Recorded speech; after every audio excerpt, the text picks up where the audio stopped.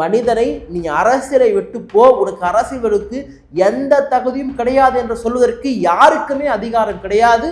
அந்த வகையில் திரு விஜய் அவர்களையும் நீ அரசியலை விட்டு போ என்று சொல்வதற்கு யாருக்கும் அதிகாரம் கிடையாது. அவர்களை தற்குறி என்று சொல்வதற்கு முன்பாக அவர்களை தற்குறி ஆக்கியது யார் என்ற கேள்வியும் நாம் கேட்க விரும்புகின்றோம். தமிழ் தேசியம் என்ற அரசியல் தமிழ்நாட்டிற்கு குறிப்பாக இந்த ஜெனரேஷனுக்கு அது புதுசா இருக்கு, ஒரு வியப்பா இருக்கு, ஈர்ப்பா இருக்கு. அப்ப அங்கேயும் போறாங்க. தமிழக வெற்றி கழகத்திற்கு வரக்கூடிய தொண்டர்கள் கூட்டம் என்பது தமிழ்நாடே இதுவரைக்கும் சந்திக்காத ஒரு மிகப்பெரிய ஒரு மக்கள் படையா இருக்கின்றது நம்ம மறுக்க முடியாது. மக்கள் நினைத்தால் யார் வேண்டுமானாலும் ஆட்சியை பிடிக்க முடியும். அந்த மாற்றம் என்பது முதல் தேர்தலோடு நிகழலாம். நம்ம அது இல்லைலாம் சொல்ல முடியாது. உலகெங்கும் பரவி வாழக்கூடிய தமிழர்களுக்கு பிரதாப்பின் அன்பு வணக்கம். 2026 இந்த புதிய ஆண்டின் துவக்கமாக புதிய ஊடகத்தை தொடங்குகின்றேன், பிரதாப் பாலிடிக்ஸ். இங்கே கேட்கலாம், ஏன் பிரதாப் ஏற்கனவே வாய்ஸ் ஆஃப் தமிழ்நாடு நல்லா தானே போயிட்டு இருக்குன்னு சொல்லிட்டு. வாய்ஸ் ஆஃப் தமிழ்நாடு ஊடகத்தில் நாம் எல்லோரையும் சேர்த்து பல நபர்களை பல்வேறு கருத்துக்களை சார்ந்தவர்கள் நம்ம நேர்காணல் செய்கிறோம், அங்கே பதிவு பண்ணுறோம்.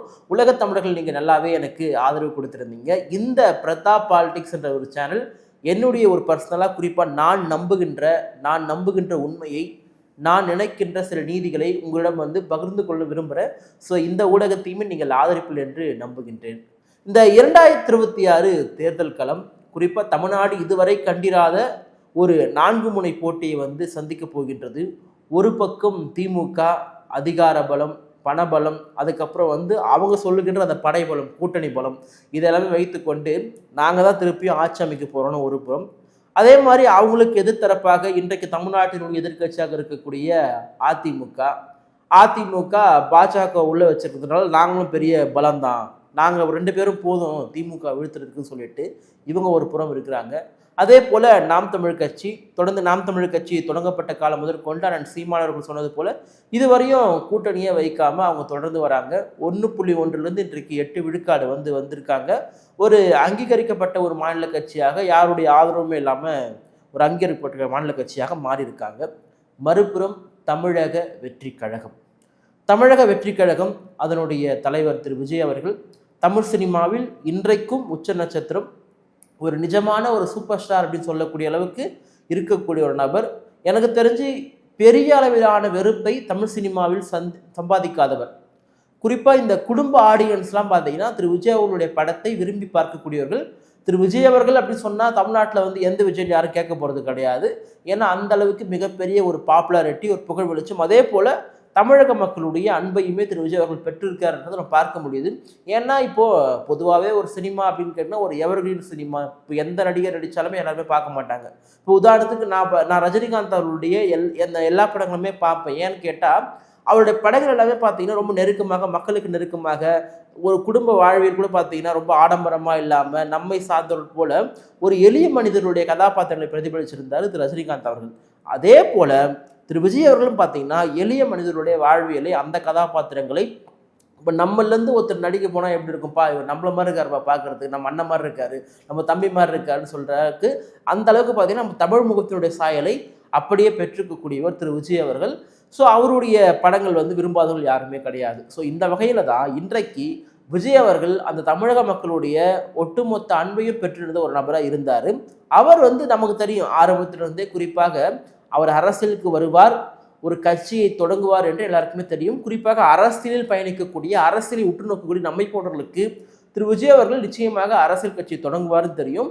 அது அஃப்கோர்ஸ் இந்த 26 தேர்தலுக்கு முன்பாக அவர் அந்த கட்சியெல்லாம் அறிவதற்கு முன்பாகவே அந்த கல்வி திருவிழா நடத்துறதாக முதற்கொண்டு அதன் பிறகாக விஜய் ரசிகர் மன்றம், அவங்க விஜய் ரசிகர் மன்றத்தை பார்த்தீங்கன்னா விஜய் மக்கள் நற்பணி மன்றமாக மாற்றினாங்க இல்லையா. அதன் பிறகாக அதன் மூலமாக வந்த கவுன்சிலர்களை அடையாளப்படுத்துவது முதற்கொண்டு பல விஷயங்களை அவர் அரசியலை நோக்கி வரான்றதை புரிஞ்சிக்க முடிஞ்சது. அதே போல் கட்சி தொடங்கி முதல் மாநில மாநாடு, 2வது மாநில மாநாடு, 2 மாநாடு நடத்தி முடிச்சுட்டு இன்றைக்கு, ஏன்னா அவர் கட்சி தொடர்ந்ததுக்கு பிறகாக பார்த்தீங்கன்னா உள்ளாட்சி தேர்தல் வந்தது, அதில் அவர் பங்கேற்கலை. பாராளுமன்ற தேர்தல் வந்தது, அதில் அவர் பங்கேற்கலை. ஏன்னு கேட்டால் எங்களுடைய நோக்கம் என்பது 2026 ஆட்சி அதிகாரம் தான், அது தமிழ்நாட்டில் கைப்பற்றுவதான்னு சொல்லிட்டு அவர் ஒரு குறிக்கோளோடு இருந்தார். ஸோ அதனால் அவங்க அதெல்லாம் பங்கேற்கலை.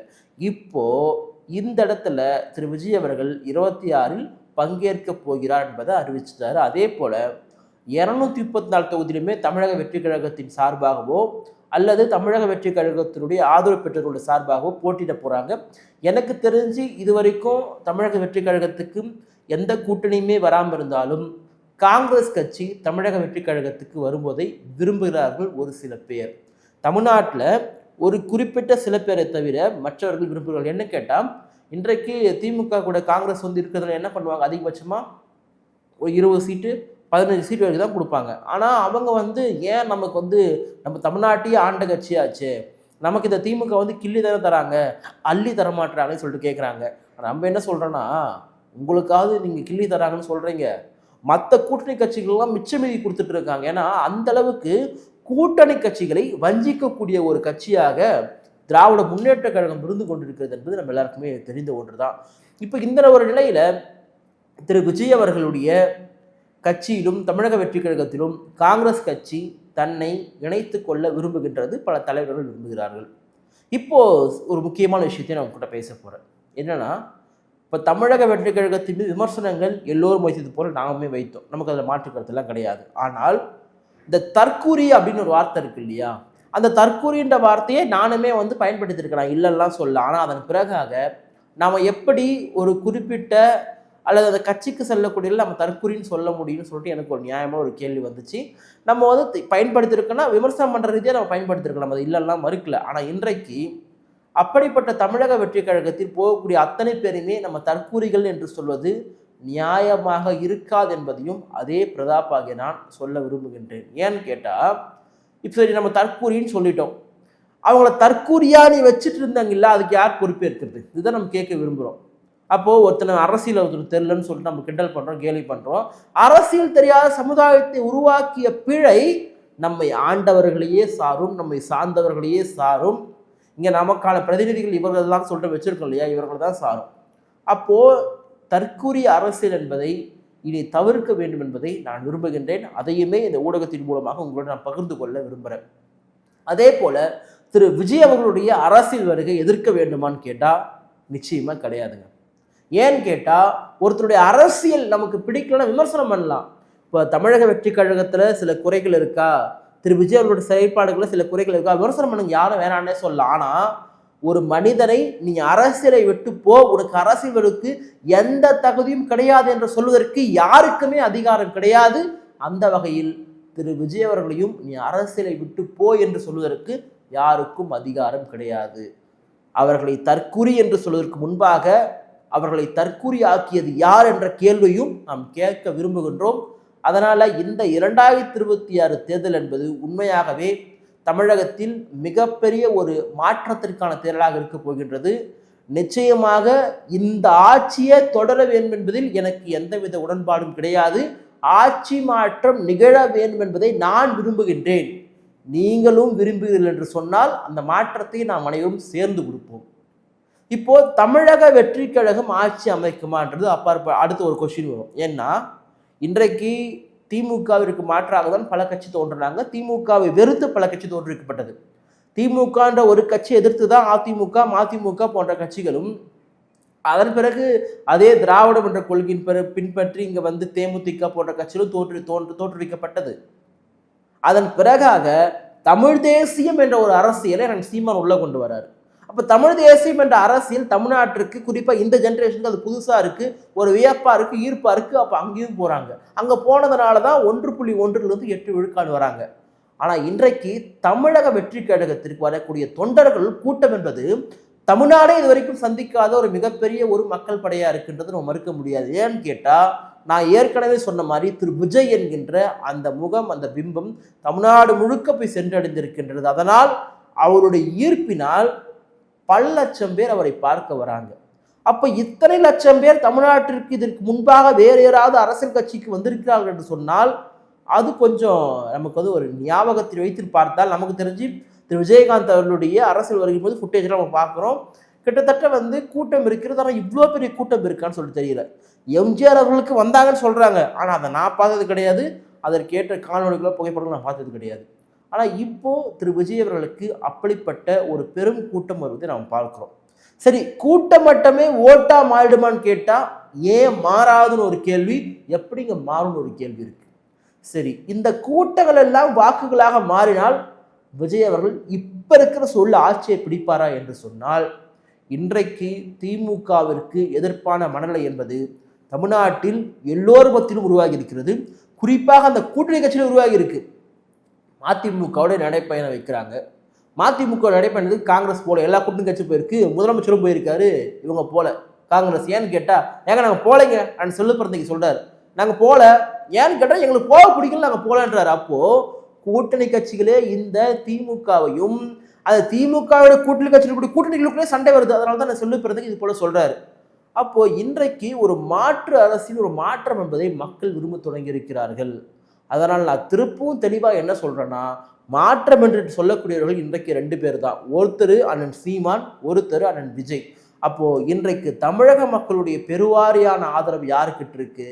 ஓட்டு ரீதியா அண்ணன் சீமான் 8 விழுக்காடு வாங்கி அங்கீகரிக்கப்பட்ட கட்சியா மாத்திருக்காரு. ஆனா ஓட்டே வாங்காம திரு விஜய் அவர்கள் ஒரு பெரும் படையை காமிச்சிருக்காருன்றத நம்ம ஏத்துக்கிட்டு தான் ஆகணும். அந்த உண்மையை நம்ம மறுக்கல. ஆனா இவையெல்லாம் ஓட்டாக மாறுமா, வாக்காக மாறுமா என்று சொன்னால், மக்கள் நினைத்தால் யார் வேண்டுமானாலும் ஆட்சியை பிடிக்க முடியும்.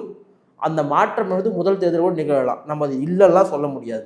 இப்போ எம்ஜிஆர் திமுகவிலிருந்து வெளியே வந்தார். திமுகவிலிருந்து வரும்போது சட்டமன்ற உறுப்பினரோ ஏற்கனவே அரசியல் இருந்தார், அதனால் ஆட்சியை பிடிச்சாங்கன்னு சொல்லலாம். ஆனால் அன்றைக்கு எப்படி எம்ஜிஆரோ, அன்றைக்கு எப்படி ரஜினிகாந்த் அவர்களோ, இன்றைக்கு திரு விஜய் அவர்கள் அந்த புகழில் இருக்கிறார் என்பதை நாம் மறுக்க முடியாது என்பதை நான் தெளிவாக சொல்ல விரும்புகின்றேன். திறந்த மனதோடு சொல்ல விரும்புகின்றேன். ஏன்னா விஜய் அவர்களுடைய அரசியல் வருகையை எதிர்க்கக்கூடியது நம்முடைய வேலை கிடையாது. ஆனால் பிழைகள் இருந்தால் அதை சுட்டிக்காட்ட வேண்டியது நம்முடைய கடமை என்பதை நான் சொல்ல விரும்புகிறேன். ஏன்னு கேட்டால், எந்த அரசியல் வந்தாலும் ஏற்றுக்கலாம் நான் சொல்ல மாட்டேன். நல்ல அரசியலை தான் ஏற்றுக்கொள்ள வேண்டும், நல்லவர்களை தான் ஏற்றுக்கொள்ள வேண்டும். ஏன்பா கெட்டவனாக தான் உனக்கு என்னப்பா, அவன் சர்வாதிகாரம் பண்ணால் உனக்கு என்னப்பான்னு சொன்னால் அது வந்து நல்ல அரசியல் கிடையாது. ஏன்னா இன்றைக்கு தமிழ்நாட்டில் நடப்பது அதிகாரப்பூர்வமாக ஒரு ஜனநாயக ஆட்சின்னு எடுத்துப்போமே. ஆனால் நடக்கிறது என்ன, உண்மையாக ஜனநாயக ஆட்சியா? இது ஒரு குடும்ப ஆட்சி, இது ஒரு மன்னர் ஆட்சி, இது ஒரு வாரிசு ஆட்சி. ஆனால் கேட்டால் என்ன சொல்லுவாங்க?